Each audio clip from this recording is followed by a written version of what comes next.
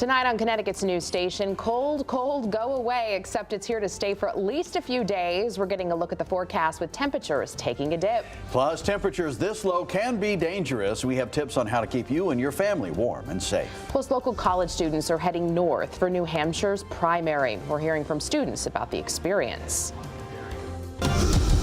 Now at 6, this is Fox 61, Connecticut's news station.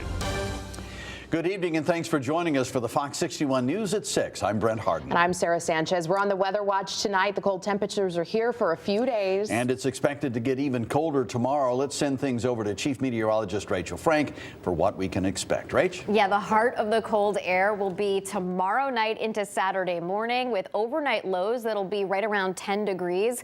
But the wind chill will be down near or even below zero heading into Saturday morning. We'll talk more about that in a moment. But we also have a little bit of light snow on the way during the day on Friday. We got a taste of it outside today, and we're not anticipating this to be a significant event, but there could be some minor accumulations with a coating up to an inch or two. I think that 2-inch amounts would be pretty isolated in nature, though. Taking a look at the radar, again, we've had a few passing light snow showers and flurries. You'll see more activity to the west, and a lot of this ends up breaking apart before moving into Connecticut. But we're watching this disturbance, and that will end up sliding to the south of us, developing into an offshore low, and it looks like we could get some fringe effects from the system. Temperatures right now are in the 20s to right around 30 degrees. It feels like the teens in some spots when you factor in the breeze, and heading through the overnight hours, temperatures will drop back into the upper teens to right around 20 degrees. Heading into the day tomorrow, we'll see snow showers begin to develop, and it's off and on light snow through the day with highs in the 20s. Again, there could be a few slippery spots, but roads may be generally okay, especially main roads. And then the wind moves in tomorrow night along with those colder temperatures. We'll take a closer look and when the numbers rebound coming up. All right, Rachel, thank you. And Governor Ned Lamont has ordered the state's cold weather protocol to be put into place over the next few days. Yeah, this is happening due to life-threatening temperatures sweeping across our state. Fox 61's Brooke Griffin spoke to those trying to help people stay warm. There are more than 70 warming shelters spread across the state of Connecticut. This one here in Waterbury is called St. Vincent de Paul, and it's just one of the locations hosting people over the next few days as the state struggles to get out of those sub-zero temperatures. Now, this is the first time this season that the cold weather plan has been implemented. The purpose for it is to ensure vulnerable populations have access to a warm place to stay. Without that option, the temperatures can become deadly quickly in the expected sub-zero wind chills. It's not something we can accept, right? We can't accept that someone's going to go cold and potentially lose their life on the street tonight. That's just not acceptable to us. It shouldn't be acceptable to anyone in Connecticut. While this protocol is in place, state agencies are working with United Way 211 and shelters across the state to get people where there is shelter space open for them. We do have the funding to help individuals get, a hotel stay, or we want to keep people housed as well. But we have to be creative and working, kind of all hands on deck to make sure that people are warm through the weekend. There are several warming centers spread across Connecticut, especially in the larger cities of Hartford, New Haven, Waterbury, and the New London area. One man I spoke with says his shelter here in Waterbury is fine, but unfortunately supplies are limited when it comes to serving this many people. They're generous with gloves, with socks. We get showers at night. As I said, staff are great. So it's not that it's the limited supplies, it's limited stuff. So. He tells me finding food is difficult as the shelters like this one desperately need donations to be able to feed everybody, especially as even more people will be in these shelters this weekend. He's asking anyone that can to go ahead and drop off donations at your nearest shelter. Now, all of the warming center options can be found on 211's website. You can also call the 211 hotline. They will be able to help you find the site closest to you. And then they also can provide transportation from wherever you are to that warming shelter. Go ahead and give them a call or visit that website. In Waterbury, Brooke Griffin, Fox 61, Connecticut's news station. Brooke, thank you. And plunging temperatures affect people in a variety of ways, whether you have a home or are unsheltered. Fox 61's Matt Caron is live in Newington with what you need to know as the mercury takes a plunge. Matt? Yeah, that's right. And as you know, wind chills are expected to plunge temperatures into making it feel like the single digits. That can quite literally threaten your life, but it can also threaten some pretty serious damage to your property, including, yes, frozen pipes, which is part of the reason why the state has activated its severe cold weather protocol.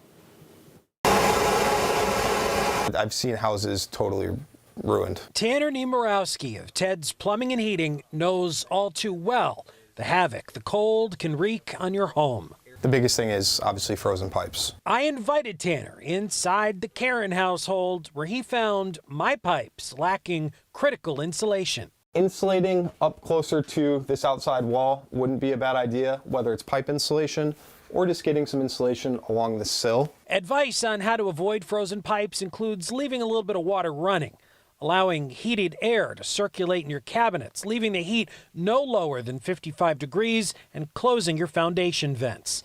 And don't forget about those outside spigots. Shut off the valve and then open up the outdoor portion. That's going to relieve any little bit of water that's left in there. But let's also not forget there are roughly 4,000 people in Connecticut who are not fortunate enough to have a home. It's really hard to be outside right now. For anyone. For them, even finding a bed is a challenge. Say in some communities, I'm hearing about people being turned away because there's just not the capacity that is needed. Sarah Fox is the CEO of the Connecticut Coalition to End Homelessness. She told Fox 61 that tonight about 250 people will instead be sleeping in a tent or encampment, including 30 kids. We're in the middle of an affordable housing crisis. And people are falling into homelessness very quickly. And it's really hard for any citizen across the state to find an affordable rental unit.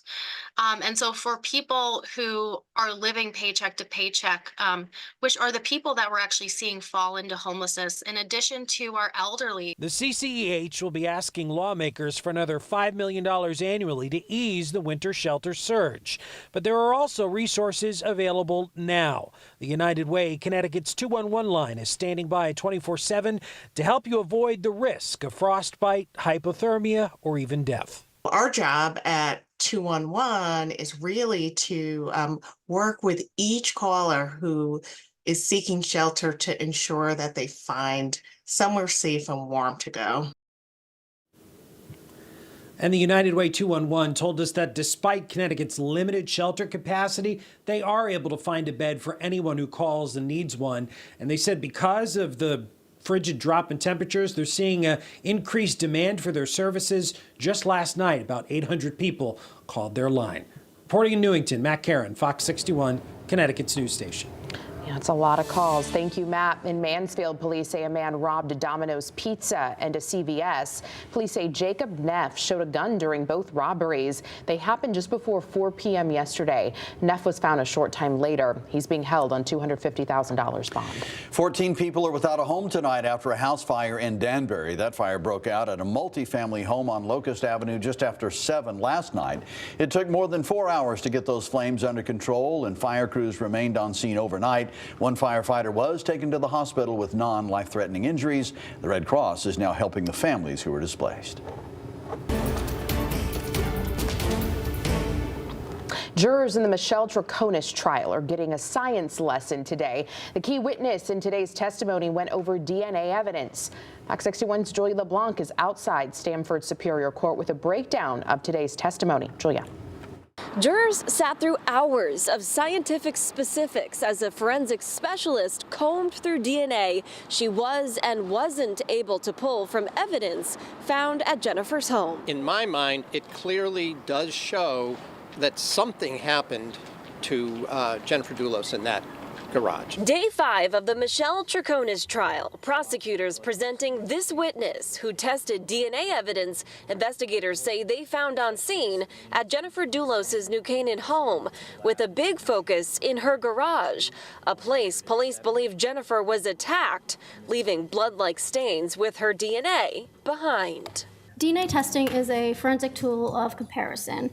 So we want to try to include or exclude a possible person as being a contributor to that evidentiary profile. Kristen Medell with the State Forensic Lab went over dozens of examples of those stains, showing a likely match to Jennifer's DNA.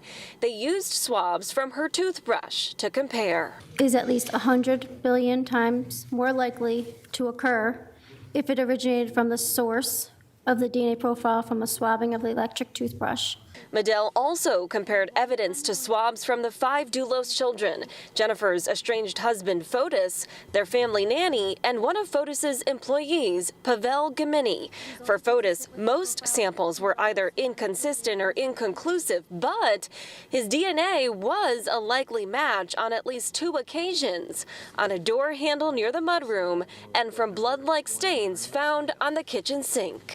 The DNA profile from item 5S1 is at least 4.3 billion times more likely to occur if it originated from Fotis Dulos. Outside of a few other likely matches with the Dulos children and their nanny, the others were excluded from matching DNA found on scene, including the defendant, Michelle Tronas, who police believe plotted with Fotis to cover up Jennifer's murder. There is no place in New Canaan or in that suburban that has Michelle Tronas' DNA. Now, prosecutors do believe Fotis attempted to clean up the crime scene at Jennifer's New Canaan home. Now, the defense pointing to the fact that that alleged cleanup could have impacted or even distorted or gotten rid of some of the DNA found on scene. We are in Stamford. Julia LeBlanc, Fox 61, Connecticut's news station.